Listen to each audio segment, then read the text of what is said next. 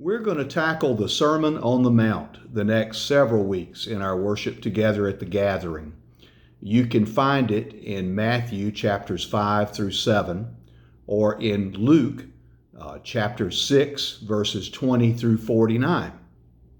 They're a little different in their telling, but very consistent with one another. I did mention to you last week that Luke had his own perspective of what the gospel was teaching him to do, and one of the things different about his telling of the Sermon on the Mount is that he says, "Blessed are the poor. Blessed are you who are poor," rather than poor in spirit. But not much difference in the two. It gives us a great opportunity to hear Jesus speak. It's the longest section of the scripture where we actually hear him speak. People have made a fortune in animation with letting us hear the voices of creatures, animals, things that don't speak. They fascinate us and they're fun because we get to hear a bear speak, or a duck speak, or a rabbit speak if you're of that era.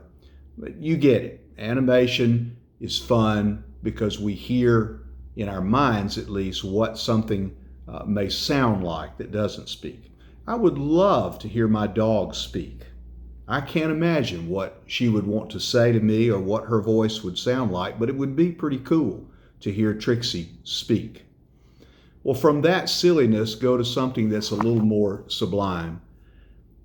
We have never heard Jesus speak. I haven't.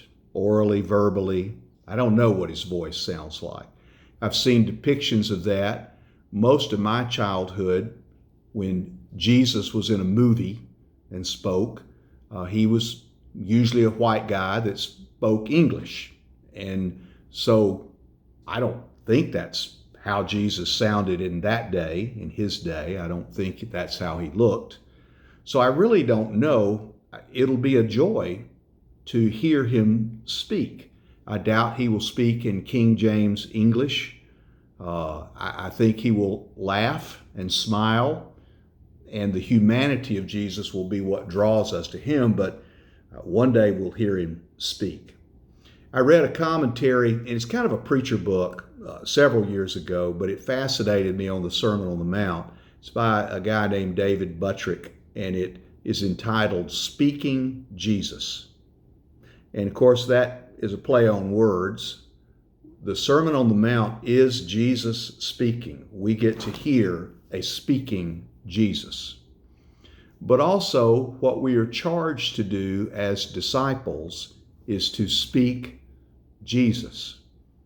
Not distort what Jesus would say, not pick and choose our own Bible. You know the story of Jefferson creating the Jefferson Bible because Thomas Jefferson cut out those things that he really didn't like that were said. Speaking Jesus is a calling for us to learn what he said and to share it in the way we live and the way we speak. So this coming few Sundays, we're going to look that in the eye. We're going to look right in the center of what this longest narration that we have of Jesus, what it says, and what it means for us as Christians to say, yes, we indeed want to follow Jesus.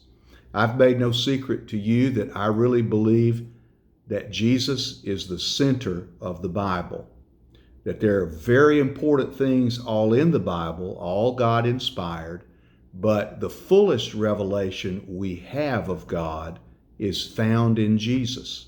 It's the central act. It's the most important thing to know and hear and do as Christians, and sometimes it's hard. Come on Sundays if you can. Viruses picking up, and as I've said to you before, wear a mask if you're comfortable. Stay home if that's comfortable. You can check on our website for sermon. But worship is important. So whether it's virtual for you or whether it's in gathering, I hope that you'll be with us during this time of speaking Jesus together to understand the Sermon on the Mount. You take care. I hope you have a good week.